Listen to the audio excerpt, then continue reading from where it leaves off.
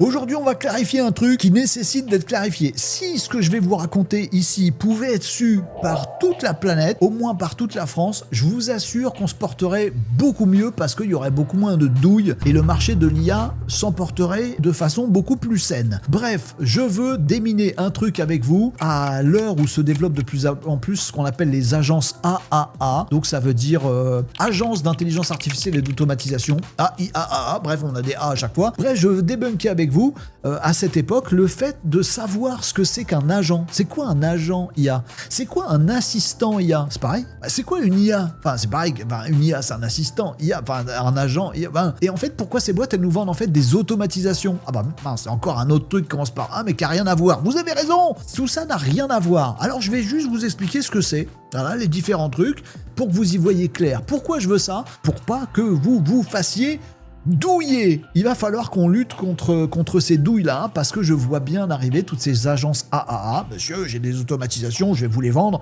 pour faire marcher mieux votre entreprise. Non. Voilà. J'ai un agent qui permet de faire pour vous des posts LinkedIn, machin truc. Non, c'est pas un agent.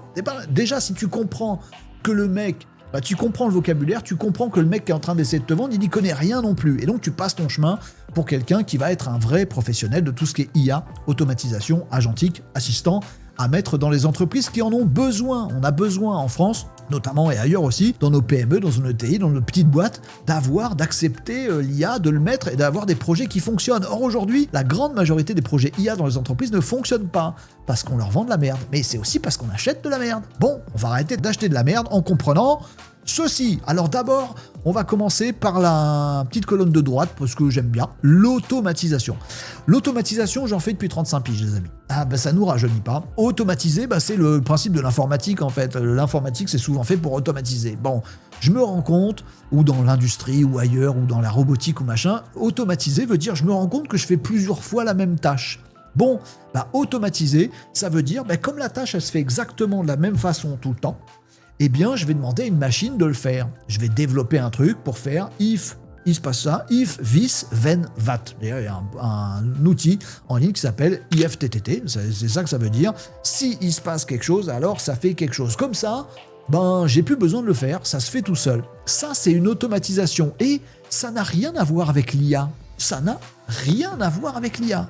Je vais y revenir, mais l'automatisation n'a rien à voir avec l'IA. Voilà, de se dire, dès que je reçois un mail, ça le classe en machin truc, dès que je reçois un chiffre, je le mets dans ma compta, dès que je fais un truc, je le mets sur mes réseaux sociaux, dès qu'on commente quelque chose, je réponds, vous avez qu'à acheter un truc chez moi. Tout ça, ce n'est pas des agents, ce n'est pas de l'IA, ce n'est rien du tout que de l'automatisation qu'on connaît depuis 25 piges, depuis que l'informatique est l'informatique, on automatise des trucs, donc foutez-nous la paix, ça c'est de l'automatisation. Je dis pas que c'est pas intéressant, je dis l'inverse. Je dis que l'automatisation c'est le truc le plus intéressant pour les entreprises. Je dis pas que l'IA n'a rien changé à l'automatisation, je dis l'inverse. L'IA a tout changé à l'automatisation parce qu'une automatisation qui peut avoir dans une de ses étapes, dans une de ses briques, un truc qui est de l'IA générative, c'est-à-dire que c'est pas juste une donnée qu'on prend et qu'on remet ailleurs, c'est une donnée qu'on prend, qu'on peut régénérer ou changer ou modifier pour la mettre ailleurs, le fait que cette brique IA générative, d'images, de textes, de ce qu'on veut, puisse être utilisée en tant que brique dans mon automatisation, change la puissance, la portée, le champ des possibles des automatisations. Mais c'est bien deux choses différentes, automatisation et modèle IA. Un modèle IA, pour poursuivre la petite logique, qu'est-ce que c'est? C'est ce que feront OpenAI, Gemini et tout le bastring. Vous allez sur OpenAI et des modèles IA, vous en avez. Et vous pouvez les mettre d'ailleurs dans vos automatisations. Du coup, j'ai besoin d'un abonnement. Non, ça c'est un modèle IA. Voilà, GPT-5 mini, GPT 4.1, Sora 2 Pro pour la vidéo, des modèles audio, il y en a plein. Et là, je suis sur le site de OpenAI. Chez OpenAI, chez Google, chez Anthropic, chez Mistral, leur métier à eux, c'est de faire des modèles d'IA.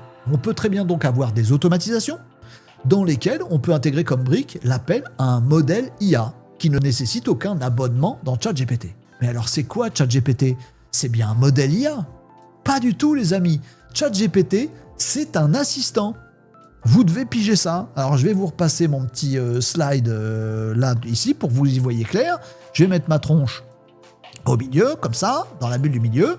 Donc automatisation, on a vu ça. Un assistant IA, c'est un truc qui vous facilite l'utilisation d'un modèle d'IA. C'est une interface, un outil, un programme, ce que vous voulez, qui va vous permettre d'utiliser une IA, mais par exemple, en la paramétrant un petit peu, en faisant en sorte qu'elle connaisse déjà des trucs sur vous, en lui donnant des petites données de base que vous n'avez pas besoin de refournir à chaque fois, en proposant une interface où il y a de la conversation humaine assez sympa, par exemple en vocal ou par exemple en texte sous forme de chat. Voilà, des petites fonctions sympas qu'on ajoute à un modèle IA et on se retrouve donc avec un assistant IA. Le plus connu des assistants IA, mais c'est ChatGPT. Voilà, si vous utilisez ChatGPT, sachez que ChatGPT n'est pas une IA. Voilà, les IA se trouvent chez OpenAI. Les IA, c'est ça. GPT 5.2, ça, c'est une IA. Mais ChatGPT, c'est pas une IA, c'est un assistant IA. C'est un truc auquel vous avez une jolie fenêtre, des petits boutons plus, des petites options à mettre, des instructions personnalisées, et puis des trucs récupérés en sauvegarde, et un mode projet, et puis des choses où on va pouvoir alimenter de la mémoire. Voilà, c'est des fonctionnalités en plus qui viennent dans une jolie interface conversationnelle, ou très différentes également sur smartphone, voilà, et qui, elle, s'appuie sur l'utilisation d'un modèle IA en son cœur. Et ben ça, c'est un assistant IA. Et c'est ça qu'on vous fait payer. Quand ChatGPT vous dit vous devez payer à $8 ou $20 ou $200 un abonnement, et les autres, c'est pareil, ce que vous achetez n'est pas le modèle IA. Ce que vous louez n'est pas le modèle IA. Ce que vous achetez ou louez, c'est ChatGPT, c'est l'interface, c'est l'assistant IA. Automatisation qui peut utiliser des IA modèle IA. Assistant IA qui a dans son cœur une IA et qu'on paye sur abonnement ou pas, on s'en fout, machin. Mais comprenez bien que ces choses-là n'ont rien à voir, même si une des briques essentielles de l'un et de l'autre peut être un modèle IA. Mais sinon, assistant, automatisation, rien à voir les amis. Quand on utilise une automatisation, on n'utilise pas un assistant dans une automatisation, on utilise des IA. Donc ChatGPT est un assistant IA, le chat de Mistral, le chat est un assistant IA. Et le chat utilise des modèles de chez Mistral qui s'appellent Mistral, je sais pas quoi, derrière. Vous voyez, c'est même pas le même nom, au moins on est réglé. Et puis vous pouvez aussi créer vos propres assistants. Si vous allez du côté de OpenAI, vous pouvez dire, tiens, moi je veux un assistant, ça s'appelle un assistant, qui va utiliser en son sein un modèle que j'ai ou pas, voilà, dont j'ai accès chez OpenAI, et donc il va avoir des instructions personnalisées, des codes, des fichiers, des données, etc. Vous voyez, là je peux créer mon assistant, un truc qui utilise une IA, mais qui a une surcouche de personnalisation plus ou moins avancée au-dessus. Oui, assistant IA et IA, c'est très différent. Et automatisation, alors si vous voulez un petit exemple visuel d'automatisation, ça par exemple c'est une automatisation. Voilà, j'ai utilisé un outil no-code, N8N, pour faire une automatisation. Voilà, dès qu'il se passe quelque chose, dès qu'on arrive à 12h12, alors tu vas regarder dans mon fichier Excel, puis tu vas regarder dans mon Google Drive, puis tu vas demander à une IA, pas un assistant IA. Je demande pas à ChatGPT, non, je demande à GPT 5.2. Ici, c'est un Gemini pour le coup, mais peu importe, à NanoBanana, mais pas à Gemini.com. Non, à NanoBanana, je demande d'éditer une image, puis de la remettre. Voilà. Ça, c'est un automatisme. Vous voyez que ça peut ou pas intégrer de l'IA. Ça, par exemple, c'est un truc un peu plus évolué. Ça va me conduire vers mon dernier point. On a vu automatisation, voilà, on a vu assistant, très différent, on a vu IA au cœur des deux. Maintenant, on a des margoulins qui nous disent, tiens, j'ai un agent qui est vachement bien et qui va faire tel ou tel truc. Par exemple ici, c'est donc une automatisation qui dit, dès que je reçois un truc sur WhatsApp, je demande à l'IA de faire un truc et puis je renvoie sur WhatsApp. Bon, c'est une automatisation, je vais traduire, voilà, tout ce qui arrive en français, je le traduis en allemand, par exemple, très bien. Et là, la brique qui est au milieu, c'est une IA, mais elle est particulière, elle a des petites pattes, elle a des petits trucs comme ça, et ça s'appelle un agent. Un agent, c'est encore un truc différent, et là, je veux être très très clair avec vous là-dessus, donc je vais repartager mon petit schéma pour vous dire que le troisième élément, c'est celui du milieu, c'est un agent IA. C'est quoi un agent IA ? Eh bien, un agent IA, c'est quelque chose qui repose essentiellement sur une IA agentique. Une IA agentique, c'est un modèle d'IA, le noyau, là, le cœur, la brique dont je vous parle tout à l'heure, qui peut être accédé depuis un assistant, qui peut être utilisé dans une automatisation, la briquette au milieu, là, voilà, GPT X-1, voilà. Ce truc-là peut être agentique. Les derniers modèles d'IA sont agentiques. Qu'est-ce que ça veut dire qu'ils sont agentiques ? C'est-à-dire qu'ils sont capables de générer du texte, qui sont capables de générer des trucs multimodaux, des images, des sons, machin, et qui sont surtout capables, pour être agentiques, de générer des déclenchements de commandes, de passer à l'action. Alors, ils vont pas vraiment se lever sur vos petites pattes pour aller faire la bouffe à votre place, non, mais si on lui branche le frigo, il va savoir dire « j'aimerais bien ouvrir le frigo ». Voilà, il va lancer en toute autonomie, en toute proactivité, dans sa décision à lui, dans ce qui génère lui. Oh, j'ai la dalle. Bon, attends, il m'a dit qu'il avait la dalle. Renaud, je pense que vous devriez vous alimenter. Tiens, ce serait pas mal de pouvoir ouvrir le frigo pour savoir ce qui nous reste. Tiens, tentative d'ouvrage de frigo. Ça, c'est de l'agentique. Un modèle IA, donc le cœur, le noyau, la brique, qui est capable d'essayer de faire des actions. Et ça, c'est assez magique à brancher dans une automatisation. Donc, là encore, automatisation existe depuis longtemps. Assistant IA, ça c'est ChatGPT sur abonnement, vous avez votre paramétrage, votre machin et vous payez pour ça. Eh bien, après, prenez un abonnement là-dessus, c'est parfait, c'est un assistant, ça peut être très intéressant. Automatisation qui existe depuis longtemps, décuplé en puissance quand on intègre non pas un assistant IA mais un modèle d'IA performant, pour faire des trucs, pour pas faire des trucs, mais on peut avoir des automatisations sans IA qui vont gagner un temps fou dans la boîte, faut vous y mettre, et des automatisations avec IA qui donnent encore des trucs qu'on pouvait pas faire sans IA avant. Mais automatisation, brique IA. Et le secret, c'est que si en plus cette IA, elle est agentique, alors si vous la mettez dans une automatisation, là, ça vous fait un truc dingo. Et donc, quand on va par exemple dans N8N, on a des petits modules, là, des petits nœuds que vous voyez ici, ting tung tung. Là c'est un nœud WhatsApp, là c'est un nœud IA. Et ben ça c'est un nœud IA agentique. Ben, ça c'est un agent, c'est-à-dire qu'on va utiliser un modèle d'IA qui est agentique, capable de faire des actions. Mais dans cet automatisme que vous voyez, donc qu'on soit clair, ceci est un automatisme, ceci est une IA agentique. Si quelqu'un vous montre ça sur TikTok, sur machin, sur LinkedIn, Experia, machin truc, oui, j'ai un agent qui vous permet ce truc-là. Ici, on a un automatisme qui utilise une IA agentique, mais qui n'utilise pas du tout pour faire de l'agentique. Comprenez bien cette douille-là, c'est la dernière de mon exposé, après je vous laisse tranquille. Quand quelqu'un vous dit « j'ai fait un agent que je vais vous vendre, bien sûr, ou que vous allez vendre à vos clients », qui permet de prendre un post LinkedIn et d'en faire un post Twitter et de le poster automatiquement, vous allez faire fortune et vous allez avoir de la visibilité de dingue. Ce n'est pas un agent. On comprend bien maintenant que c'est un assistant qui va utiliser de l'IA, mais à aucun moment dans ce process qu'on vient de vous décrire, c'est l'IA agentique qui est dedans qui va décider d'elle-même, en autonomie, d'aller faire ceci ou de faire cela. C'est un automatisme comme celui-là qui intègre à un moment une IA, mais sur lequel vous ne profitez absolument pas de la logique agentique, puisque vous dites, ça va prendre un truc sur LinkedIn, ça va demander à l'IA de le réécrire, et ça va le poster sur X. Ce serait agentique si vous disiez, je vais vous vendre un agent IA qui va prendre votre publication sur LinkedIn, et qui va faire des trucs avec, on ne sait pas quoi. Ah, ça, ce serait un agent.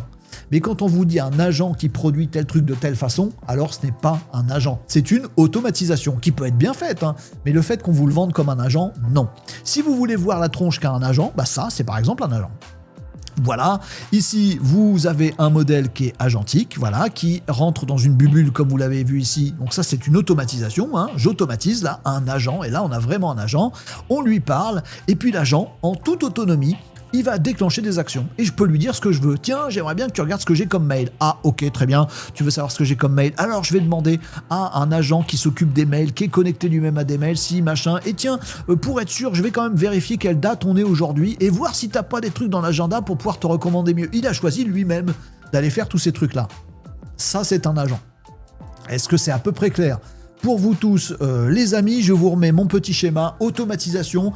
Si il se passe un truc, alors il se passe tel truc. Ça existe depuis que l'informatique existe. Vous devez en mettre plein votre entreprise et la puissance de ces automatisations est décuplée. Généralement, ce qu'on vous vend aujourd'hui, c'est des automatisations alors que ça existe depuis 20 ans. En fait, ce qu'il faut faire, c'est regarder les process de votre entreprise et faire une automatisation qui fait ce qui vous lourde, mais ce que vous faites déjà dans votre entreprise. C'est ça, automatiser. C'est regarder ce que vous faites ou ce que vous devriez faire ou ce que vous n'avez plus le temps de faire et automatiser ça.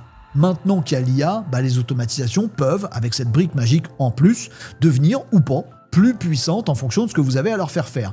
Allez chercher des boîtes qui savent automatiser des trucs avec ou pas l'IA. Par contre, celles qui vous vendent des agents IA, sachez que souvent ça n'en est pas, des agents IA, c'est souvent une automatisation, point barre, et que pour être un agent IA, il ne faut pas se contenter d'utiliser une IA, ça c'est un automatisme qui utilise une IA, ni se contenter d'avoir une IA personnalisée ou avec des données, non, ça c'est un assistant IA, et GPT, Gemini, le chat le font, et vous pouvez faire les vôtres sans payer d'abonnement, en utilisant les modèles commerciaux des géants et en les payant uniquement à l'usage, ce qui revient généralement très peu cher, beaucoup moins cher que si on prend un abonnement. Un assistant IA, ça existe déjà, vous pouvez créer le vôtre. Un agent IA, ce serait un truc qui va s'auto-adapter et agir en fonction et en autonomie de ce que vous lui demandez, avec une réflexion simulée, avec une exécution en plusieurs étapes, etc. etc. Des cas d'usage de vraies automatisations avec des vrais agents dedans, franchement, il y en a peu dans l'entreprise. Dans une entreprise, on préfère une automatisation qui, quand il se passe tel truc, ça fait tel truc et c'est bordé. Ou on prend un agent IA à titre individuel, personnel, pour avoir son petit agent IA capable d'aller puiser dans nos petites données. Vaut mieux l'avoir en local ou en sécurisé là-dedans. Mais en tout cas, ne succombez plus aux sirènes de ouais, moi je suis une agence AAAA et je vais vous vendre un agent qui fait tel truc. Non, s'il fait tel truc, c'est pas un agent. Voilà, assistant IA, agent IA, automatisation et modèle IA. Normalement, si j'ai été à peu près propre dans mes explications, j'espère pas avoir été trop brouillon, vous savez distinguer le bon grain de livret et voilà, partager autour de vous. Hein, j'ai envie de dire, voilà, si vous avez des petits collègues, si vous avez votre patron, votre N+1, votre je sais pas trop quoi, l'entreprise qui dit tiens, il y a un mec qui veut me vendre un agent qui pourrait nous permettre de faire tel truc automatiquement. Voilà, expliquez-lui. Voilà, ça ne vaut pas 4000 balles, vous pouvez le faire vous-même, c'est dans N8N, c'est pas un agent. Est-ce que ça douille, est-ce que ça douille pas? Au contraire, il y a un prestataire, il m'a saoulé pendant 20 minutes à m'expliquer que pour mettre l'IA en place dans l'entreprise, il fallait voir si l'IA était nécessaire ou pas. Bon, on m'a dit que c'était magique. Et puis il m'a dit qu'il fallait d'abord regarder les process, les écrire pour pouvoir ensuite voir automatiser. Il m'a saoulé avec ses explications, j'ai pas écouté. Patron, c'est lui qu'il fallait écouter. Lui, c'est Paul Margoulin. Celui qui vous a bien conseillé, il vaut mieux lui acheter du service à lui. Moi, j'en vends pas, je suis content. Plutôt qu'un Margoulin qui va vous dire j'ai un agent qui existe déjà et qui coûte 12,50 €. Non, ça va pas être un bon ami, celui-là. Et si vous avez envie, vous, de monter votre business IA, automatisation, en expliquant ça à vos clients, en étant celui qui va bien leur expliquer les choses et bien faire les choses, et si vous avez besoin de formation et d'accompagnement, sachez qu'il existe une formation sur le club Renault Décode. C'est sur le site de l'émission, renault-décode.fr.